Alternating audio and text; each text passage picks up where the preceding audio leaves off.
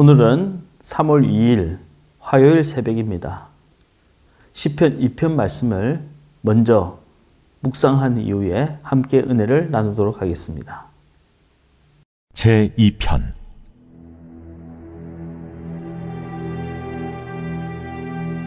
어찌하여 이방 나라들이 분노하며 민족들이 헛된 일을 꾸미는가? 세상의 군왕들이 나서며 관원들이 서로 꾀하여 여호와와 그의 기름 부음 받은 자를 대적하며 우리가 그들의 맨 것을 끊고 그의 결박을 벗어버리자 하는도다. 하늘에 계신 이가 웃으시며 주께서 그들을 비웃으시리로다. 그때 분을 바라며 진노하사 그들을 놀라게 하여 이르시기를, 내가 나의 왕을 내 거룩한 산 시온에 세웠다 하시리로다.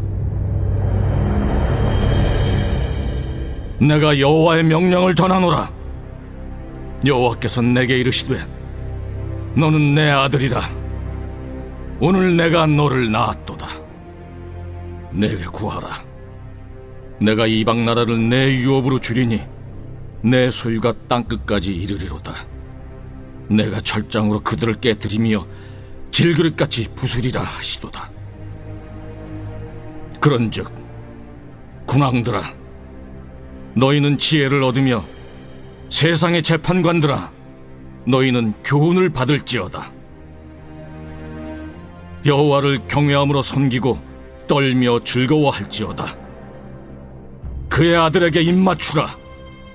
그렇지 아니하면 진노하심으로 너희가 길에서 망하리니 그의 진노가 급하심이라. 여호와께 피하는 모든 사람은 다 복이 있도다.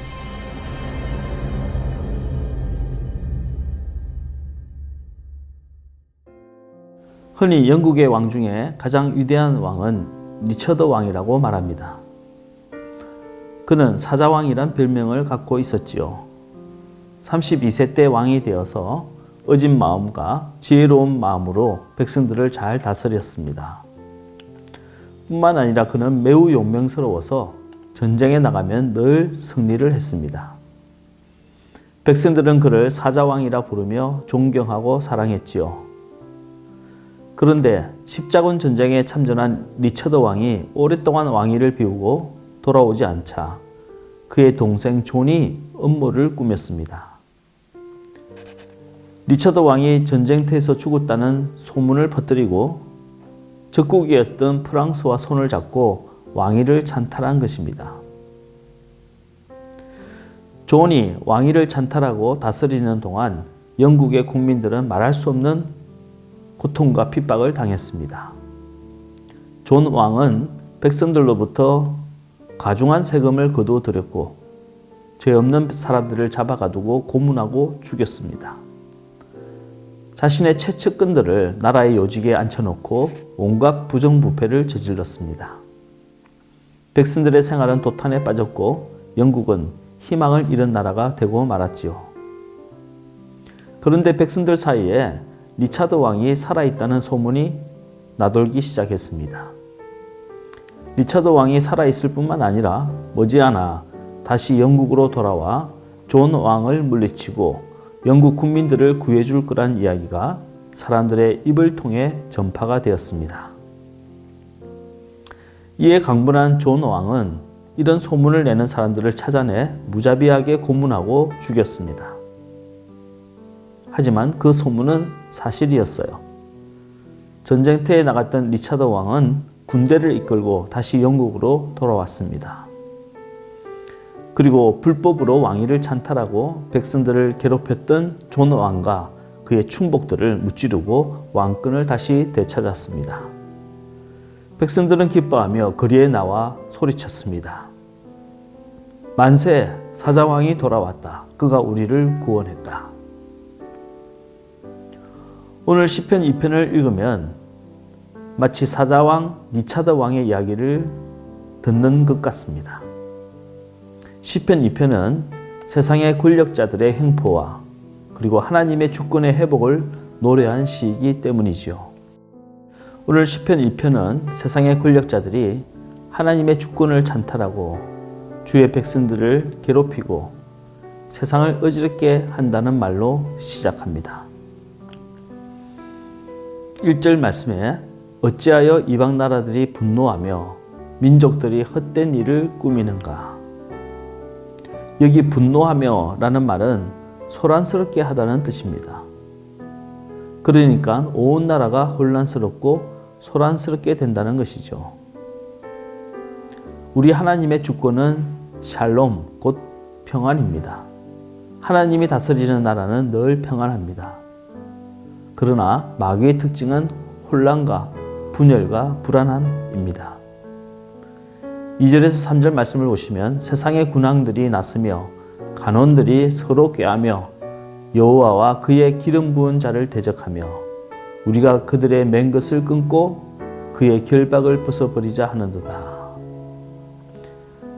세상 권력을 잡은 자들은 하나님의 기름 부은 자들을 대적하고 하나님의 백성들을 괴롭힙니다. 또한 모든 신앙의 유산과 신앙의 끈을 끊어버리고자 도모합니다. 그러나 하나님은 이 세상 권력자들의 행포와 오만함을 비웃으신다고 말씀하셨어요. 4절 말씀에 하늘에 계신 이가 웃으심이며 주께서 그들을 비웃으시리로다. 이 세상의 권세를 잡은 자들은 하나님이 없다고 하고 주의 백성들을 괴롭히지만 머지않아 우리의 참된 왕이신 예수 그리스도께서 이 땅에 다시 오실 때 이 땅의 모든 권세를 멸하시고 주의 백성들을 구원하신다는 약속의 말씀입니다. 로마의 네로 황제는 로마 시내에 불을 지르고 그 불을 감상하며 시를 지었다고 하지요. 수많은 사람들이 죽고 로마 시민들의 분노가 끓어오르자 그는 기독교인들이 로마 화재 사건의 주범이라고 누명을 씌웠습니다. 많은 기독교인들이 억울한 죽음을 당했습니다. 기록에 의하면 산채로 사람을 기둥에 매달아 놓고 불을 피워 죽였다고 합니다. 기독교인들은 핍박을 피해 공동묘지 지하에 숨어 살았죠. 그 유명한 카타콤베입니다.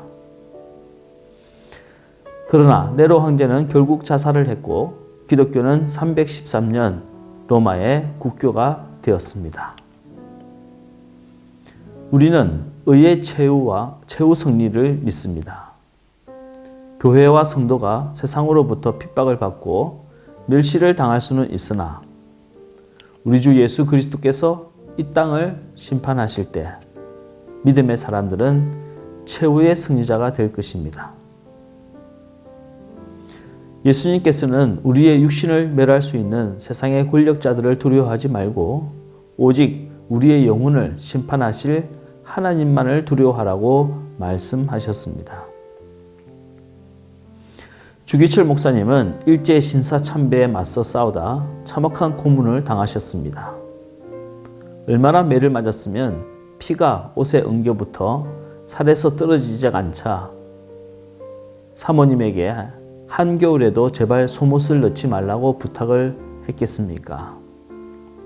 뼛속까지 파고드는 추위가 얼마나 고통스러웠으면 마지막 소원이 뜨거운 숭늉 한 그릇을 먹는 것이라고 대답했겠습니까? 그러나 주기철 목사님은 하나님을 배신하고 우상하게 절을 하느니 차라리 죽음을 택하겠다고 순교의 길을 걸어가셨습니다.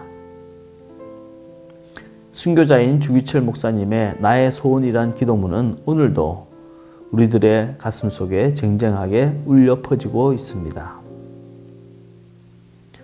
주님도 십자가의 고난을 바라보시며 겟세마네 동산에서 피땀 흘려 기도하시고 십자가 위에서 그 혹독한 고통을 이기셨습니다. 내 주 예수께서 나를 위하여 이렇게 고난을 참으셨는데 나 당하는 고난이야 그 무엇이겠습니까? 믿음의 주요 또 온전케 하시는 이인 예수를 바라보자.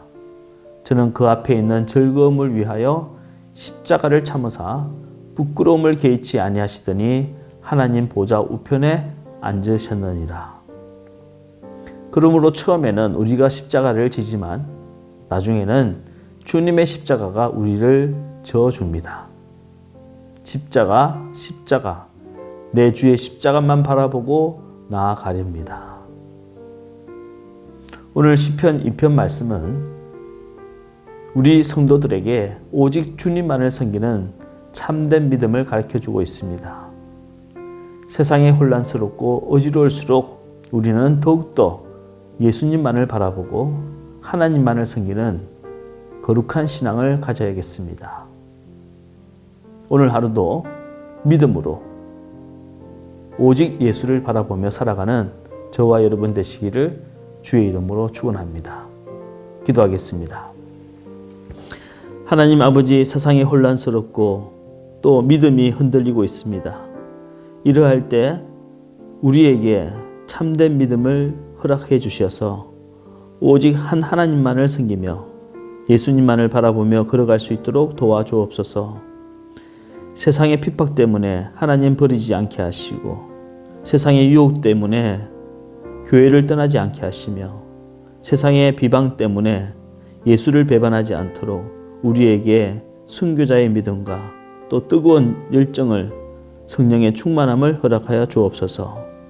우리의 참된 구주 되신 주 예수 그리스도 이름으로 간절히 기도 올리옵나이다. 아멘.